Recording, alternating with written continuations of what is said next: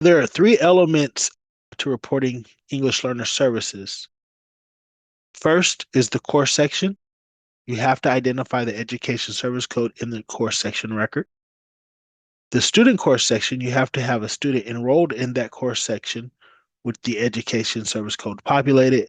And lastly, that student has to be an EL student. So during fall one, over Census Day, that student would have had to have an EL status on Census Day. So the reason why we report English learner services in the course section record is that service is supposed to represent the instruction method that the teacher is providing.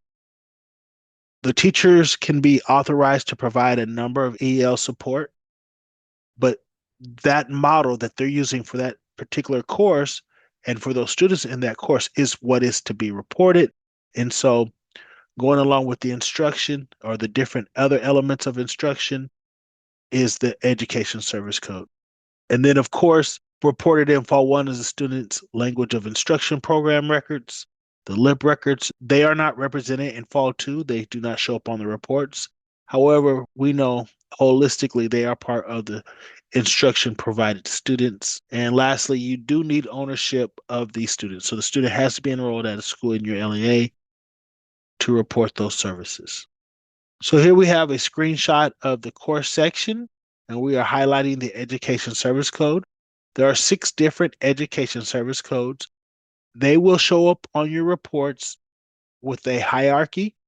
So the students that you have enrolled may be enrolled in multiple courses and receive a variety, numerous of these education service codes. They can be, if you have secondary students, they can be enrolled in 6 classes or so and have 6 different types of service reported in each class. They're going to be reported as receiving a service, right? Based on the hierarchy. And so the primary language of instruction, Education Service Code 1, is at the top of the hierarchy. That is saying that the student is receiving instruction in their primary language. If that is populated, you also have to populate the language of instruction code. You have to tell us what the student's primary language of instruction is. In reporting and certification, we go over the hierarchy and talk about how they'll show up in reports.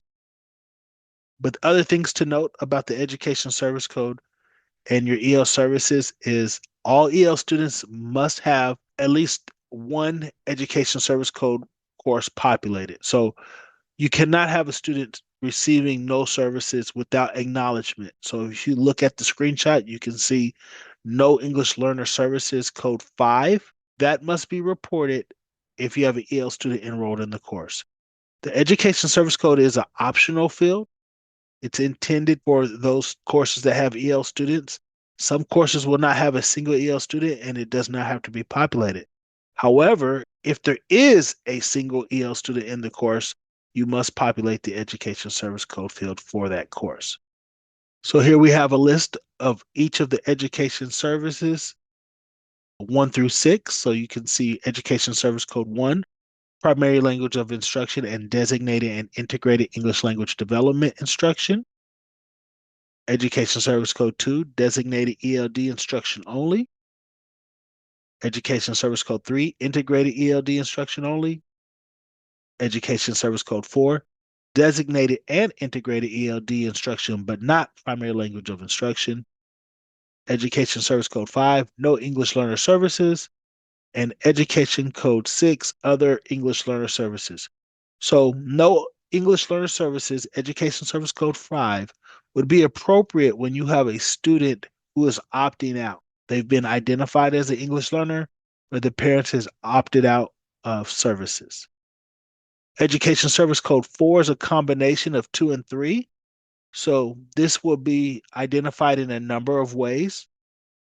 It can be a course designed specifically to provide designated and integrated ELD, or it could show up as the result of multiple courses having a variety of instruction. So if you have a student with 5 courses, in second period, they're in a course that provides designated ELD.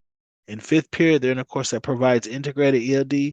That combination will result as receiving both, and they'll be identified as receiving 4 designated integrated ELD on their reports. And so 4 would be second in the hierarchy under 1, and then you have 2 and 3, then 6, and last 5. Again, we do talk about this in the reports because that's where you'll see the results of the hierarchy. But it's important to understand with your education service code, this is the field that is used to determine if your EL students are receiving services. So you have to identify that in the course section record. And so that concludes the education service code. Now let's talk about the post-secondary status.